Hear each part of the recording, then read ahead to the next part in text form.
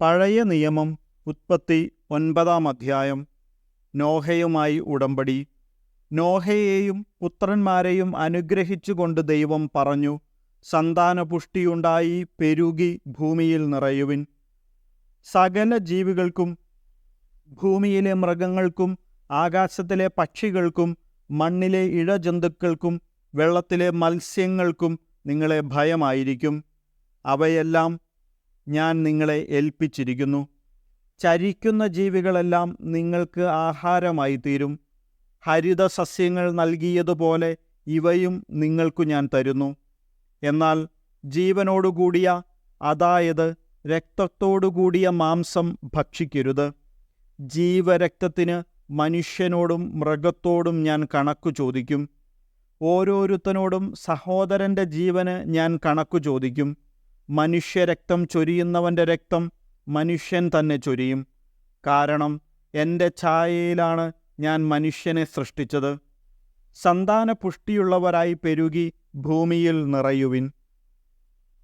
നോഹയോടും പുത്രന്മാരോടും ദൈവം വീണ്ടും അരുളിച്ചെയ്തു, നിങ്ങളോടും നിങ്ങളുടെ സന്തതികളോടും ഞാനിതാ ഒരു ഉടമ്പടി ചെയ്യുന്നു.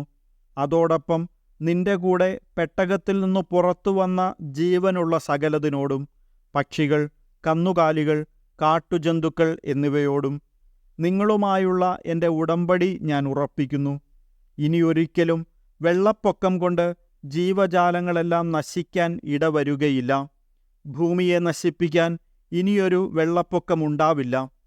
ദൈവം തുടർന്നരുളിച്ചെയ്തു, എല്ലാ തലമുറകൾക്കും വേണ്ടി നിങ്ങളും സകല ജീവജാലങ്ങളുമായി ഞാൻ സ്ഥാപിക്കുന്ന എൻ്റെ ഉടമ്പടിയുടെ അടയാളം ഇതാണ്. ഭൂമിയുമായുള്ള ഉടമ്പടിയുടെ അടയാളമായി മേഘങ്ങളിൽ എൻ്റെ വില്ലു ഞാൻ സ്ഥാപിക്കുന്നു.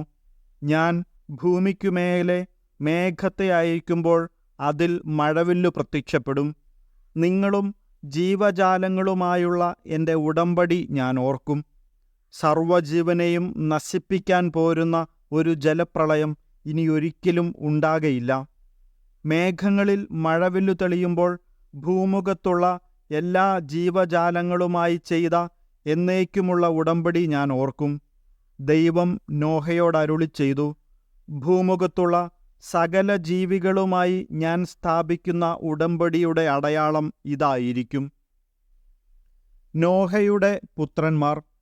പെട്ടകത്തിൽ നിന്ന് പുറത്തിറങ്ങിയ നോഹയുടെ പുത്രന്മാർ ഷേം, ഹാം, യാഫത്ത് എന്നിവരായിരുന്നു. ഹാമായിരുന്നു കാനാന്റെ പിതാവ്. ഇവരാകുന്നു നോഹയുടെ 3 പുത്രന്മാർ. ഇവർ വഴിയാണ് ഭൂമി ജനങ്ങളെക്കൊണ്ട് നിറഞ്ഞത്. നോഹ ഭൂമിയിൽ കൃഷി ചെയ്യാൻ തുടങ്ങി. അവനൊരു മുന്തിരിത്തോട്ടം വച്ചുപിടിപ്പിച്ചു. വീഞ്ഞു കുടിച്ച് മത്തനായി നോഹ കൂടാരത്തിൽ നഗ്നനായി കിടന്നു. കാനാന്റെ പിതാവായ ഹാം തൻ്റെ പിതാവിനെ നഗ്നനായി കാണുകയും അക്കാര്യം പുറത്തുണ്ടായിരുന്ന തൻ്റെ 2 സഹോദരന്മാരോടും പറയുകയും ചെയ്തു. ഷേമും യാഫത്തും ഒരു തുണിയെടുത്ത് തങ്ങളുടെ തോളിലിട്ട് പുറകോട്ടു നടന്നു ചെന്ന് പിതാവിൻ്റെ നഗ്നത മറച്ചു. അവർ മുഖം തിരിച്ചു പിടിച്ചിരുന്നതുകൊണ്ട് പിതാവിൻ്റെ നഗ്നത കണ്ടില്ല. ലഹരി വിട്ടുണർന്ന നോഹ തൻ്റെ ഇളയ മകൻ ചെയ്തതെന്തെന്നറിഞ്ഞു. അവൻ പറഞ്ഞു, കാനാൻ ശപിക്കപ്പെടട്ടെ. അവൻ തൻ്റെ സഹോദരർക്ക് ഹീനമായ ദാസ്യവേല ചെയ്യുന്നവനായിത്തീരും. അവൻ തുടർന്നു പറഞ്ഞു, ഷേമിൻ്റെ കർത്താവായ ദൈവം വാഴ്ത്തപ്പെട്ടവനാകട്ടെ. കാനാൻ ഷേമിൻ്റെ ദാസനായിരിക്കട്ടെ. യാഫത്തിനെ ദൈവം പുഷ്ടിപ്പെടുത്തട്ടെ. ഷേമിൻ്റെ കൂടാരങ്ങളിൽ അവൻ പാർക്കും. കാനാൻ അവനും അടിമയായിരിക്കും. വെള്ളപ്പൊക്കത്തിനു ശേഷം നോഹ 350 വർഷം ജീവിച്ചു. നോഹയുടെ ജീവിതകാലം 950 കൊല്ലമായിരുന്നു. അവനും മരിച്ചു.